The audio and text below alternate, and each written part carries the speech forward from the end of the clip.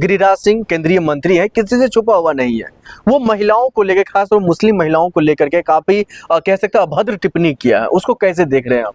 देखिए, गिरिराज सिंह जो है वो तो एक बहुत ही विकसित मानसिक रोगी है। वो लोगों को खाने के लिए, मांस खाने के लिए और ईद मनाने के लिए सब चीजों पर बहुत अनर्गल वार्तालाप, अनर्गल बयानबाजी वो करते हुए दिखाई दे रहे थे जी। और वो एक तरफ, दूसरी तरफ ये बोलते हैं कि झटका मीट खाओ। मैं झटका का ब्रांड एम्बेसडर हूँ, ठीक है। उन्हीं के बयान चले थे भी 2 महीने पहले। अब वो एक धर्म विशेष की महिलाओं को लेकर के इतनी अभद्र टिप्पणी कर रहे हैं। महिला जो है वो हमारे देश की, समाज की गौरव है, किसी भी धर्म की हो, किसी भी धर्म से उसका संबंध हो जी। वो हमारे देश और समाज की भावी पीढ़ी को जन्म देती है और उसका पोषण करती है, और वो देश को बनाने में सबसे महत्वपूर्ण योगदान, जो कि सनातन में माँ का दर्जा दिया जाता है। लेकिन बीजेपी महिला को देवी का स्वरूप माना जाता है जी। तो वो अगर मुस्लिम महिला है तो वो देवी क्यों नहीं है भाई? महिला तो महिला है ना, वो भी तो देवी है, वो भी तो किसी की माँ बहन। लेकिन बीजेपी भी तो लगातार कहती है जो मैं महिलाओं का सम्मान करता हूँ, हमारी पार्टी महिलाओं के सम्मान में है। सर, महिलाओं का सम्मान तो इन्होंने बहुत किया है। तो आप हिमाचल में देख लें, आप जो मणिपुर की बात कर रहे हैं, देवगौड़ा साहब के होते हैं, अच्छा, उनकी जो सीडी लीक हुई थी, सीडी लीक हुई है, उनके साथ प्रधानमंत्री जाके उनका चुनाव प्रचार कर रहे थे। तो ये महिलाओं का सम्मान ये कर रहे हैं। मणिपुर में हमारी माताओं बहनों को मतलब निवर्स्त्र करके, उनके साथ बलात्कार करके, उनके स्तन काट करके घुमाया फिराया गया, उनकी हत्याएं की गई वहाँ।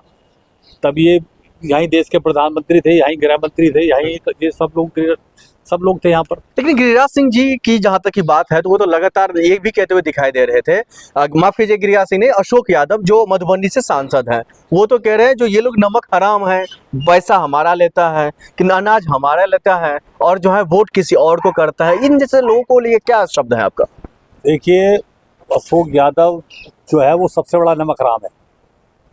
सांसद है भारतीय जनता पार्टी की, सांसद होने के बावजूद अपने वोटर्स को, अपने जो उसको मत देते हैं, जिन्होंने चुन करके भेजा, उनका अपमान कर रहा है वो। राशन जो है 5 किलो, वो फूड सिक्योरिटी एक्ट 2013 में पास हुआ था। वो यूपीए सरकार का प्रोजेक्ट था जी, ताकि गरीबों को राशन मिल सके।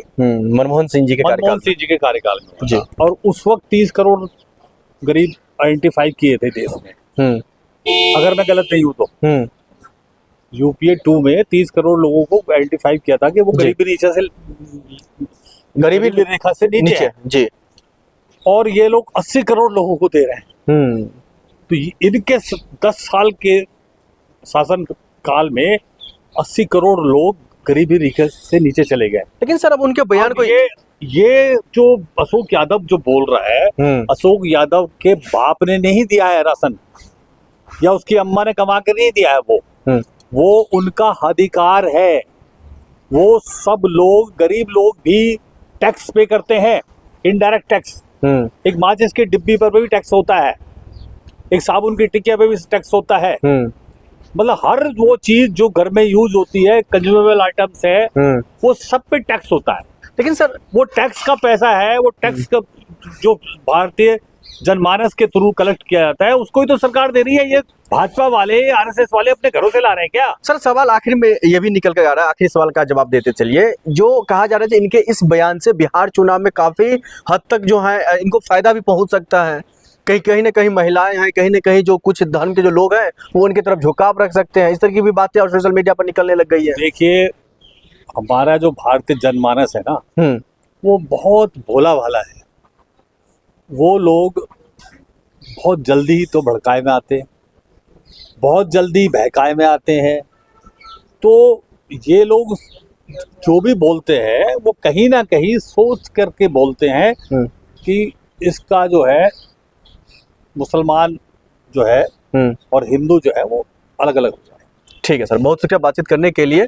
अब देखना तो यही होगा जो आखिरकार इन तमाम मामलों को लेकर के किस तरीके से और कैसी कार्रवाई होती है। हमने पहले सीजेआई का मामला उठाया, उसमें विनोद जी ने साफ साफ कह दिया जो कार्रवाई होनी चाहिए उनकी जगह घर में नहीं, उनकी जगह जेल में होनी चाहिए।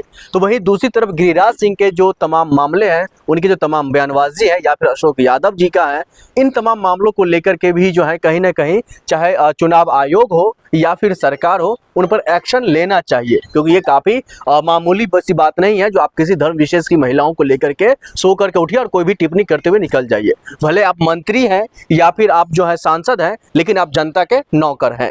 अब ऐसे में देखना ये होगा जो कार्रवाई के नाम पर क्या कुछ होता है, ये तो आपके सामने रहेगा, हम आप तक जरूर पहुंचाएंगे। आप देख रहे थे फॉरवर्ड न्यूज। नमस्कार।